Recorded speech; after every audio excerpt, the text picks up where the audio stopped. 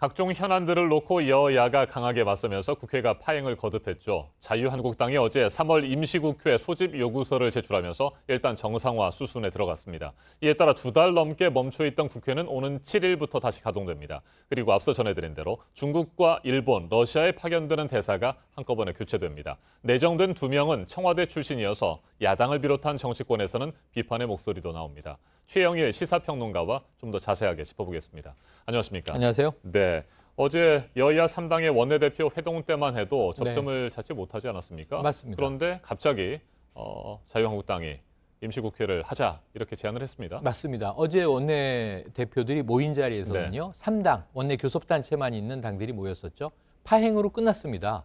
문제는 그 직후에 이제 나경원 자유한국당 원내대표가 단독으로 국회 소집 요구서를 내겠다. 네. 일단은 무조건 일단 그 개원을 하겠다. 이런 입장을 밝히면서 급전환이 된 겁니다. 여기에 대해서 사실은 여당인 민주당도요.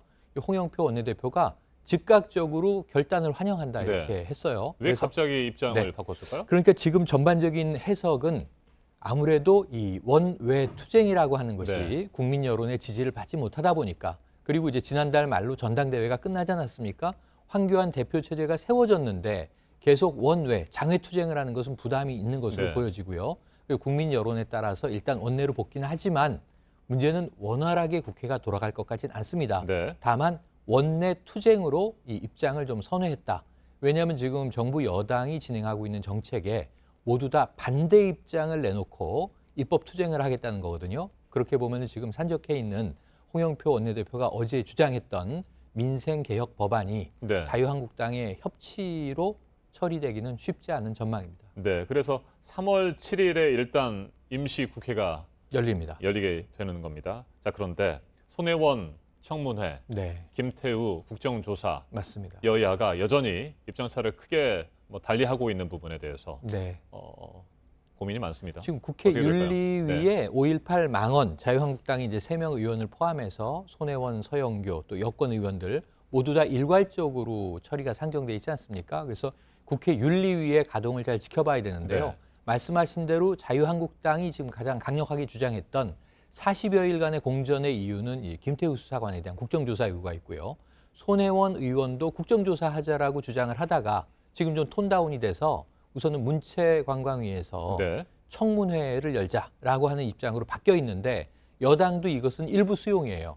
다만 손혜원 청문회만으로는 안 되고 지금 여러 가지 현안들을 함께 논의하자라고 하는 것인데 우선은 손혜원이라고 하는 이제 의원 문제에 핀포인트로 지금 접근을 하고 있습니다. 이 부분이 지금 절충이 쉽지 않은데요.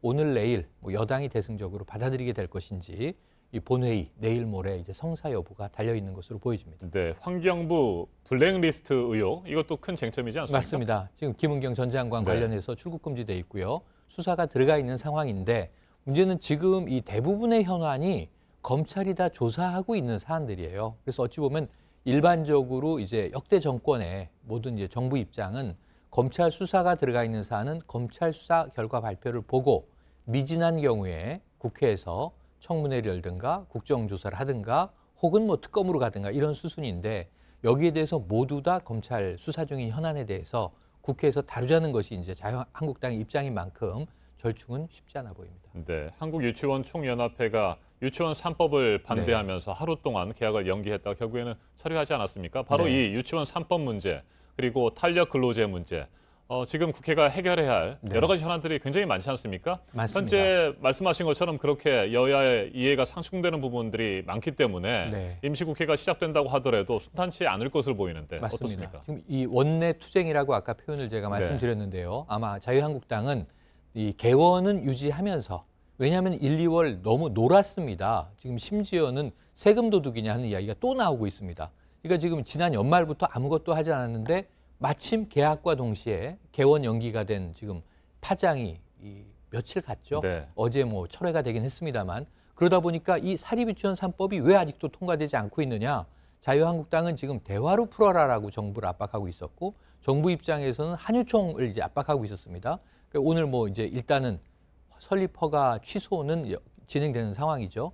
이런 상황에서 사립유치원 3법 때문에 학부모들이 분노했고 국민들의 공분이 이어지다 보니까 이 부담이 자유한국당에 작용한 것도 일부 있는 것으로 이제 관측이 되는데요. 네. 그럼에도 불구하고 말씀하신 대로 사립유치원 3법 자유한국당은 지금 이제 그렇게 호락호락 공주할 것 같지 않습니다. 여기에 이제 경제 관련 입법 사항들, 네. 탄력 근로제, 뭐 단축 시간, 최저임금 모두 다 마찬가지로 정부 여당과 거의 180도 다른 입장이거든요. 이런 부분에서는 여러 가지 논쟁들이 벌어지긴 하겠으나 이것이 입법 과제가 처리되기는 여전히 쉽지 않다. 여기에 또 하나 지금 이제 소수 3당이 요구하고 있는 선거제도 개편 문제 있지 않습니까? 총선 다가와 있고 4월에 재보선도 있는데요. 이 부분에 대해서도 자유한국당이 쉬이 협조할 것 같지 않습니다. 네, 중국과 일본, 러시아의 대사를 교체하는 내정 인사가 네. 알려졌는데 이와 관련해서도 비판이 있습니다. 특히 장하성 전 청와대 정책실장이 네. 주중 대사 그리고 남관표 국가안보실 2차장이 주일 대사로 내정된 부분에 대해서 뭐 회전문 그렇습니다. 인사다 이런 비판도 있는데 이건 어떻게 그러니까 생각하십니까? 사실은 지금 여야 입장은 갈릴 수밖에 없는데 문재인 대통령 입장에서는 친정 체제를 구축해서 지금 북미 결렬이 된 부분들을 조기에 돌파하고 한반도 평화 체제를 만들겠다. 그러다 보니까 이제 중국이나 일본, 러시아의 어떤 협조가 중요한 상황이지 않습니까? 다자 외교를 펼쳐나가고 있던 과정이고요. 그러니까 문 대통령이 신임하는 인사로 대사를 내정하는 거는 문제가 없어 보이는데 지금 야당은 여전히 청와대 출신이 대사 3명 중에 2명이거든요. 그러니까 지금 주로 대사만 이 블라디보스톡 총영사니까 외교통이 이제 승진하는 케이스고 네. 나머지는 이제 청와대 다 수석들이 가는 모양새입니다. 정책실장을 네. 포함해서요. 그러다 보니까 야당에서는 회전문 인사 이야기가 나올 수밖에 없는데 여기서 딱 걸리는 게 지금 장하성 주중대사 내정자입니다.